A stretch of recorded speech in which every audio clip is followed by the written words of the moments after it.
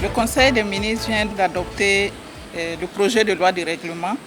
pour l'exercice budgétaire 2025. Il faut dire que la loi de règlement s'inscrit dans le cadre de l'exercice de reddition des comptes de l'action gouvernementale. Son adoption aujourd'hui donne droit à sa transmission au Parlement qui est chargé de l'approuver dans le cadre de ses actions de contrôle de l'action gouvernementale. Le budget 2025 s'est exécuté dans un environnement international qui est resté marqué par des conflits géopolitiques, mais également par des tensions commerciales accrues. Au niveau national, le contexte a été marqué par la mise en œuvre des actions de reconquête et de sécurisation du territoire, mais également par une bonne campagne agro-pastorale ainsi que la mise en œuvre d'investissements structurants. En termes de chiffres, ce qui ressort du bilan global du budget 2025, il faut dire que nous nous sommes situés au niveau du taux de croissance à un taux de 5,3% pour 2025 contre un taux de 4,8% pour 2024. Pour ce qui concerne l'exécution des recettes, nous nous sommes donc situés en termes d'exécution à un niveau de 3 641 milliards de francs CFA pour des projections de 3 300 milliards environ, ce qui fait un taux de recouvrement d'environ 104%. Au niveau des dépenses, le taux est ressorti à 99% environ pour une exécution de 4 074 milliards de francs CFA contre des projections de 4 095 milliards de francs CFA. Pour ce qui concerne le déficit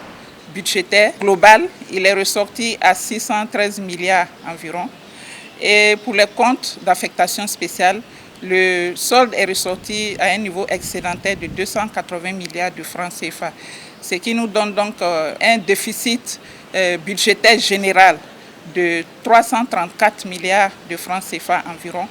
pour un niveau en 2024 de 856 milliards de francs CFA. Donc on voit qu'il y a quand même une bonne dynamique, une bonne performance qui s'explique par la bonne mobilisation des ressources fiscales, mais également par une rationalisation des dépenses aussi budgétaires.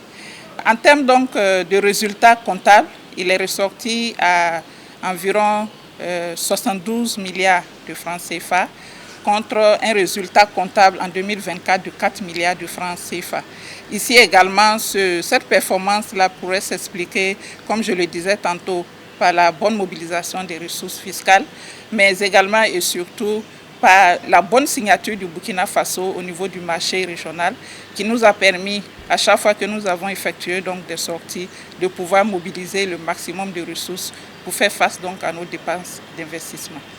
Le niveau de déficit qui est ressorti est assez appréciable. Et de façon globale, il faut dire que les actions qui ont été réalisées en termes de priorité, en plus de la priorité principale qui est la reconquête du territoire national, donc les défis en termes de sécurisation, nous avons pu réaliser d'importantes actions en termes d'infrastructures structurantes, en termes de développement, comme cela a été retracé à travers la mise en œuvre très satisfaisante des initiatives présidentielles pour l'éducation, pour la santé et également pour l'offensive agro-pastorale qui nous a permis d'avoir de bons résultats et d'aller vers une sécurité alimentaire.